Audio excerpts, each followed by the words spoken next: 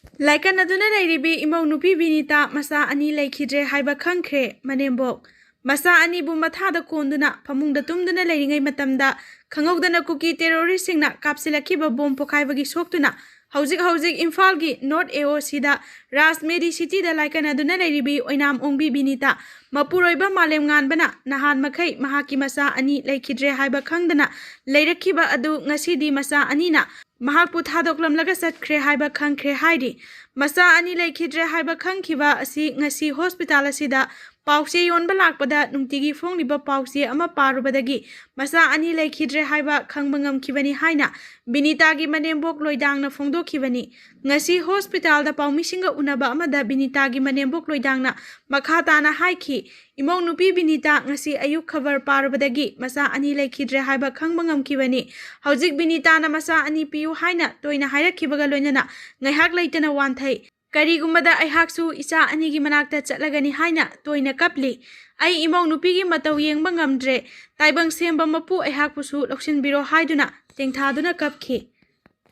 Miyam gi asawba fathaba ngamnaraktre curfew marakta rally chatnakhre lenga ki office thonglon senakhre lekai da irang horakle chahi nauriba machin mawpa tamthina hatkhiba amasung CRPF na naha ahum nomaina kaptuna hatkhiba gi thodok sing aduna Manipur gi miyam asawba fathaba ngamnaraktre curfew thamna akiba amata yaudana wakat khongchat chatnarakle pamdaba thodok thorakpa thingnana bagi damak lengakna tampaki district manga makta thamjin khiba matam kaktaba curfew ngasi su pung amamamtang oiraba su komthorakhidre masidagi hendokladuna data internet service su numit humni thingani hairambadu makha thamthabagi fibamda leire asawbana luton kanaraba miyam mathang haunarakpana lengaksu tawfam khangdaba fibam ama mayok narakle kokomina ngasi numidang pung 8 tabada lamboi khongnang khongda leiba relief camp ta leiriba miyam ga puna candle lighting pangthoktuna state mon tawgadauri madugi matungda mathangi khongjang lauthokadauri amaromda lengaki loisang sing thingjinbagi khongjang su changsinkhre khundrakpa maikai gi apunba club organization singna sagol mangda leiba BDO sawombung SDC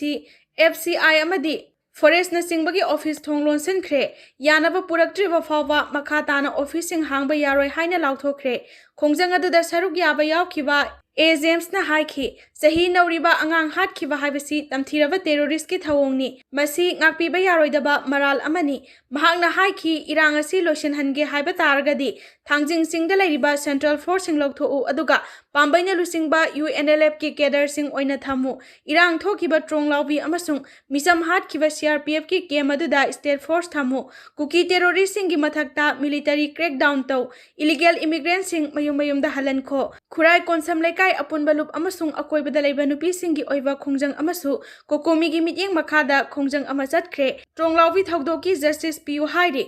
ukil ama governor gi geta mai thaduna sijanaba thoranglamle tronglaubi angang ani tumlingaida bom pokhai handuna hatkhiba thodok aduna thamoi shoklaba ukil ama ngasi nungthil pung amaga minute 15 rom tarakpada lok bhavan gi geta masa mathanta mai thajaduna sijanaba thorang tawrambadagi police na kalhaure masa mathanta sijanaba thorang tawramliba ukil adu Imphal West district ki manung chanba ngarian kwak sifai dagi sinam Apollo chahi 19 apokpagi ming sinam dolen kawi mahak two wheeler amada mathanta lakhibani mahaki gari aduda kerosene haplaga puraki amasung gari adu khamlaba matungda governor gi gate mayada sangsilaklaga kerosene hajinjaba ukhi mafam aduda duty taramba police sing mahakpu pharaga city police station da sinakhi hairi amukona lusingba lup mangana senduna rally chatkhre CM ga unakhre All Manipur United Club Organization amukona sinduna ngasi ayuk pung 13 makhairom tarakpada Imphal gi tidim lambida miyam gi asobo protest ama pangthokre maikai kyadagi lakhiba miyam ga loinana amuko gi thomi singna kwa kaithel dagi kaisampa tamna wakat khongchat adu lakhi penadraba miyam na kuki terrorist singi thawong adu yaningde Central Force sing Manipur thadokuna sena khro haibana singba tongan ba kholauk sing laukhi Curfew manung da horakpa miyamgi iho adu police na control tawraga matek ama rally chathankhi masing yamlaba police singna ngak senduna rally adu hodam lairak masin fawba lakhalaba matung mafam adudagi lup mangagi thongmi sing chief minister unanaba police na sinkhi lusingba sing adu police na CM gi gate tamna puraba matung da chief minister yumnam khemsana lusingba lenga ki mihut kangbu amaga unakhi amuko gi team aduda MSF Poirai Leimarol Kohar amasung Amrobhagi Thaumi sing Sarugyakhi ꯑꯗꯨꯒ ꯂꯩꯉꯥꯛꯀꯤ ꯃꯥꯏꯀꯩꯗꯒꯤ home minister ꯒꯣꯕꯤꯟꯗꯥꯁ Konthoujam MLA ꯈꯣꯡꯕꯥꯟꯇꯥꯕꯝ Ibomcha ꯍꯩꯈꯥꯝ ꯗꯤꯡꯒꯣ ꯁꯂꯥꯝ ꯔꯥꯖꯦꯟ ꯁꯥꯄꯝ ꯅꯤꯁꯤꯀꯥꯟꯇ ꯄꯧꯅꯝ ꯕ꯭ꯔꯣꯖꯦꯟꯁꯨ ꯁꯔꯨꯛ ꯌꯥꯈꯤ ꯄꯨꯡꯈꯥꯏ ꯑꯃ ꯍꯦꯟꯅ ꯋꯥꯔꯤ ꯁꯥꯟꯅꯔꯨꯔꯕ ꯇꯨꯡꯗ ꯑꯃꯨꯀꯣꯒꯤ ꯊꯧꯃꯤꯁꯤꯡ ꯑꯗꯨ ꯃꯌꯥꯝꯅ ꯉꯥꯏꯗꯨꯅ ꯂꯩꯔꯤꯕ ꯃꯐꯝ ꯑꯗꯨꯗ ꯂꯥꯛꯈꯤ ꯃꯐꯝ ꯑꯗꯨꯗ ꯑꯃꯨꯀꯣꯒꯤ ꯄ꯭ꯔꯦꯁꯤꯗꯦꯟꯠ ꯁꯟꯖय ꯁꯣꯔꯣꯈꯥꯏꯕꯝꯅ ꯂꯩꯉꯥꯛꯀꯤ ꯂꯨꯆꯤꯡꯕꯁꯤꯡ ꯎꯅꯔꯨꯕꯒꯤ ꯄꯥꯎ ꯇꯝꯈꯤ ꯇ꯭ꯔꯣꯡꯂꯥꯎꯕꯤꯒꯤ ꯇꯦꯔꯔ ꯑꯦꯇꯦꯛ ꯑꯗꯨꯒꯤ ꯃꯇꯥꯡꯗ ꯃꯅꯤꯄꯨꯔ ꯂꯩꯉꯥꯛꯅ ꯂꯧꯔꯤꯕ ꯐꯤꯔꯦꯞ ꯑꯁꯤ ꯀꯔꯤꯅꯣ ꯍꯥꯏꯅ ꯍꯪꯈꯤ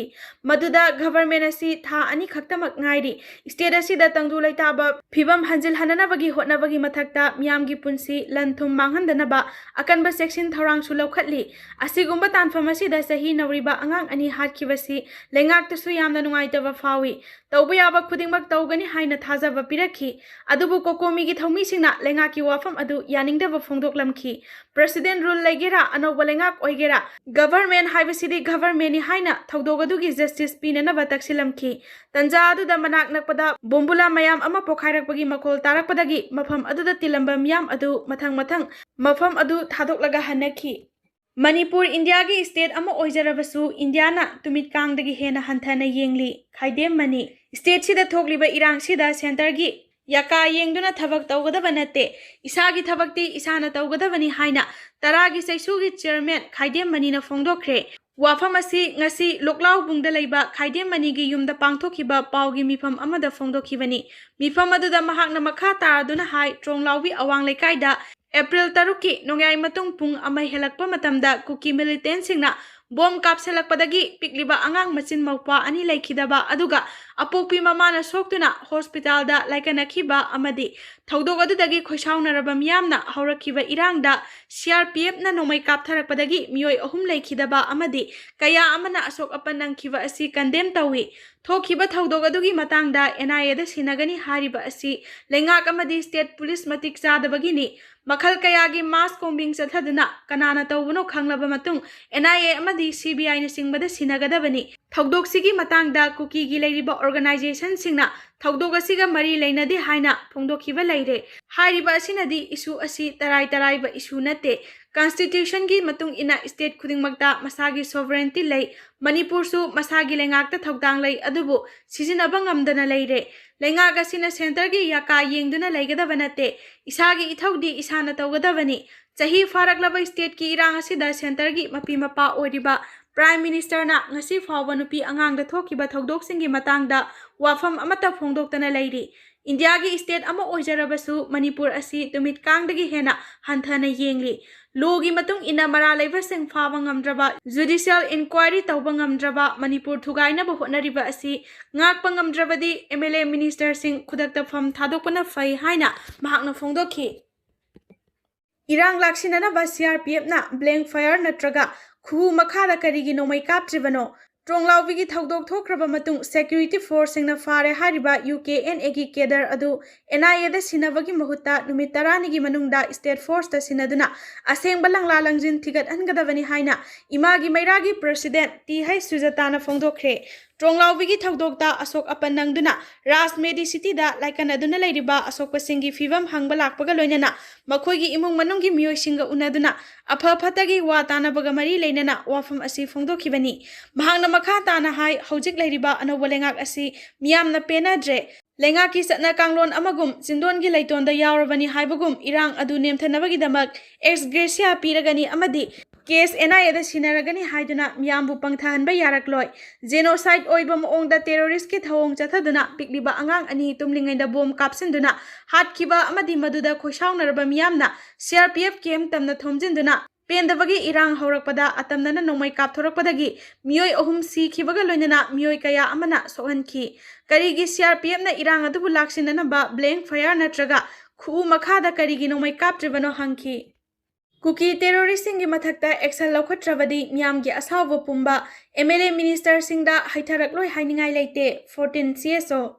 ꯃꯅꯤꯄꯨꯔꯗ ꯍꯧꯖꯤꯛ ꯊꯣꯛꯂꯤꯕ ꯈꯨꯠꯁꯦꯝꯒꯤ ꯋꯥꯊꯣꯛ ꯂꯥꯟꯊꯣꯛꯁꯤꯡ ꯑꯁꯤꯒꯤ ꯊꯧꯗꯥꯡ ꯄꯨꯝꯕ ꯍꯧꯖꯤꯛ ꯂꯩꯔꯤꯕ ꯂꯩꯉꯥꯛ ꯑꯁꯤꯒꯤ MLA ꯃꯤꯅꯤꯁꯇꯔꯁꯤꯡꯅ ꯄꯨꯒꯗꯕꯅꯤ ꯃꯤꯍꯥꯠ ꯃꯤꯄꯨꯟ ꯀꯌꯥ ꯂꯦꯞꯇꯅ ꯆꯠꯊꯔꯛꯂꯤꯕ ꯀꯨꯀꯤ ꯅꯥꯔꯀꯣ ꯇꯦꯔꯣꯔꯤꯁꯁꯤꯡꯒꯤ ꯃꯊꯛꯇ ꯂꯩꯉꯥꯛꯀꯤ ꯃꯥꯏꯀꯩꯗꯒꯤ ꯀꯟꯕ ꯊꯕꯛ ꯄꯥꯏꯈꯠꯅꯕ ꯍꯣꯠꯅꯗ꯭ꯔꯕꯗꯤ ꯃꯤꯌꯥꯝꯒꯤ ꯑꯁꯥꯎꯕ ꯄꯨꯝꯕ MLA ꯃꯤꯅꯤꯁꯇꯔꯁꯤꯡꯗ ꯍꯩꯊꯔꯛꯂꯣꯏ ꯍꯥꯏꯅꯤꯡꯉꯥꯏ ꯂꯩꯇꯦ ꯍꯥꯏꯅ 14 CSO ꯀꯪꯂꯩꯄꯥꯛꯀꯤ ꯃꯥꯏꯀꯩꯗꯒꯤ ꯐꯣꯡꯗꯣꯔꯛꯂꯤ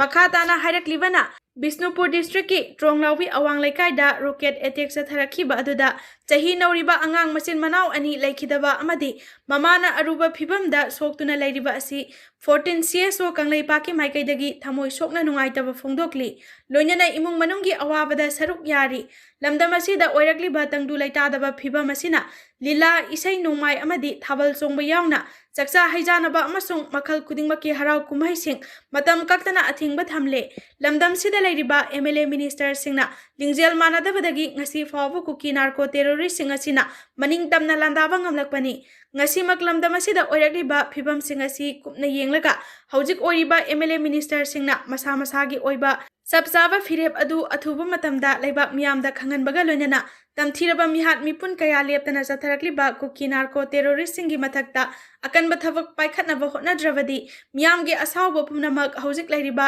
MLA minister singda haitharakloi hainingai leite thokliba thawdo wathok sing asi loisinbagi mahutta party asigi office amadi minister MLA sing masa masagi mayumda security singna ngak senba adu khaktana miyamgi ihogdagi nanthokpa ngamloi hairi maraksida people's movement for peace and development gi maikaidagi su Tronglaubi khulda kuki terrorist singna bomb kapsinbadagi angang ani sikhibaga loinana apokpi mamana soankiba thaudok adu yamna laibak thibani hairi kuki terrorist singi thawong asina manak nakpada tariba khul singdasu hena aki tujungba pokhalle maru oina karisu tawba ngamlaroidaba angang amadi nupi singda sathariba attack asi hanadagi haunasu adum tawduna laklaba kuki terrorist singi thawongni central force leina kuki singna maitegi khulda laktuna bomb kapsilamlibano haina hanglakli Amaromda security force singna kapthorakpada sikhiba amasung sokhiba singbusu lup asigi maikaidagi Nungaitaba Fongdorkli Manipur gi chief minister na matau karamna damdam asida tangdu leitaba leire amadi national highway singda satpa yare haina hanjin lauribano political party singna makoi gi khudong chanaba amadi vote kanaba hotnaringaida kuki terrorist singna khudong chaba asi laukhibani makhatana Manipur government na athuba matamda mihat asida senaba sing fagatuna logi oiba matik sava sairak pigadabani haide Kanglup ani gi marakta irang hauhanduna state asida shanti purakpada apanba pibani haina lawi Cotu tha asigi taruk amasung 8 kilonaba ahing nongyai matungda Bisnupur district ki Moirang police station na konba Tronglaubi awang lekaida kuki military chingnaba singna bom pokai handuna chahi nauriba angang machin manau hatkhiba amadi apokpi mamabuna asok apan nanghankibagi thaudok security lapses oibadagi thokhibani Tronglaubi thaudok adu ningthina plan tawduna nauna Kanglup ani ki marakta irang hauhanduna state asida shanti amasung tangdu leitaba purakpada apanba pibani haina lawi thaudok asiga mari leinana verify tawdaba report sing phonglakliba asi yamna laibak thibani haina committee on tribal unity Cotu Sadar Hills na Fongdorkli Chursampur amasung Bisnupur district ani gi tainabada leiriba buffer zone manakta leiriba Tronglaubi village da advance oiba khulai sing sizinaduna attack sathakhiba haibasi mafam aduda deploy tawriba security singi asoiba sing yamna lei thaudok adu ningthina plan tawduna nauna Kanglup ani gi marakta irang hauhanduna state asida shanti amasung tangdu leitaba purakpada apanba pibani haina lawi hairi Cotu gi sirol asina hai thaudok aduna yamna wana hotnaduna shanti amasung tangdu leitaba hanjilaknaba tha kaya changna hotnarakhiba sing lemna manghan bagumbani Leikhidaba singda thamoi sokna awaba amasung Nungaitaba Fongdokladuna Cotu na media singna bhapna saba paw sing phongduna fair amasung balance journalism gi ethics sing manghanana ba hotnaba chumloi yariba makhai media singna thokliba thaudok singi achumba pawdam sing miyamda pinaba hotnabiu hairi Cotu na makha tana hairibadi Tronglaubi gi thaudokta sizinakhiba khulai adu sophisticated oiba maramna thaudok adu yamna organized oiba armed group singna sathakhiba oiramba yai hairi masigi mathakta kuki jo singna maitaina namna taba mafam singda changbagi pangal leite hairakli Tronglaubi jiribamgi victim singda achumba wayal fanghanana ba taksiladuna angang singna protest rally satkhre Tronglaubi amasung jiribamda kuki military singnaba singna hatkhiba miyoi singda achumba wayal fanghangadabani haina taksiladuna chahi nauriba angang singna ngasi Imphal da protest rally satkhre Malom awang laikai community hall dagi Khongkhan khiba rally aduna Imphal International Airport tamna lakhi Tongan tongan ba warol sing thaba placard pairaga kholau kaya lauduna lakhiba angang sing aduna handakta trong laubi gi thodokta Leikhidaba masin manau amadi jiribam gi thodokta Leikhidaba angang singi achumba wayal phangan gadabani haiba kholau sing lauki protest rally aduda sarugya kibi sapam tensi kaubi chahi nauribi nupi masa amana Fongdorkli matung ina mara leijadaba angang sing minungsi yaudana hatpagi mayokta angang singna lambida protest rally chatnaba firep laurakhibani Trong laubi amadi jiribam gi thodokta Leikhidaba singi matangda lengakna achumba wayal phanghan gadabani mara leijadaba angang hatpa lephan gadabani karisu khangjadriba amadi tungi yumbi oigadawriba angang singi punsi kanbi gadabani haina mahakna phongdokhi Kukina peace pamde habasi trong laubi gi mihatna takle G5 Kukina peace pamde habasi trong laubi gi mihatna takle Kuki mitop naw sawhanbada lenga kahan gadawribra Maraiba kaningba police na yokhat piu haina G5 na thadorakpa cherol amana Fongdorkli KCP gi hais ibomsa KYKL gi si langanba Pripa ki si hais malem nganba Pripa Pro gi L Ivo sauba amasung koirengna lusingba UNLF ki KS yoi haibana puna khutyek piduna thadorakpa cherol asina hai kumjari singani kulhumdagi me ahumdagi kuki narco terrorist singna satharakliba aki tujungba lan thengnabada Indian Army na State Force ta tengbang khide dolai thabi amasung nganu kolgi attack hautaki mihat amasung tronglaubi gi mihat asida India gi lanmi sing tumina leisinki kuki gi michangda lairaba India gi lengakni makhoida nonjabada lingjel manadraba maitai MLA kharadi kangkhada leiba lin gumbani cherol asina hai kuki narco terrorist singi mathakta lanthengnaba ngamdriba state police ki fiva maduda ima ibel singna lalhoba sing kadaida Leikhre leibak kalulau haina launa rakhi potharu raba lalhoba sing amasung naha kayana leijaba khulai paiduna terrorist community ga mayok nakhi leikai da langi mahai tambiduna ningthau palingai da yumthong khudingi langi khulai sizinaba huyen lalong adugumna Park sana lalhoba yaramba singna khusu khulai sing sizinaba tambikhi ima leiba kandava yade haiduna mama mapa singna su masa singbu langi mahai tamhanba yawanki matam aduda lalhoba oiba oidaba thoidokna thinakhide ngamjaba tengbang pinaduna tampaki mafam singda kuki narco terrorist sing maithiba pikhi hairi kuki terrorist singna phongna mateng pangkhibadagi ima ibel ahalaman singna naha singbu mayum dagi kokthokladuna lantheng nakhibani haina paladuna cherol asina hai makhoi bu lalhobani hairabadi maira paibi singbu lalhoba semgatpani haina baral sizilakani matang saringaida police officer sing miyamna achumba poktak pibi hoba sumgani hairi cherol asina hai thauna lingje leina kuki narco terrorist sing mayok nakhibasi more amasung manung hanjin bajaga singda posting taramba amasung Leikhidaba moregi SDPO si hais anana singba khara khaktani makhoibu awangba thakta ikai khumnai narco terrorist singna Central Armed Force ka punduna police post ta koisilaga landarakhiba tanphamda kana na police officer singda thauna lingjel hapi khibagi haibasi khalaga naha sing mapangal kalhaningba police personnel kaya leitaba natte makhoi gumna isil inaw oina wakhal taminasi hainasu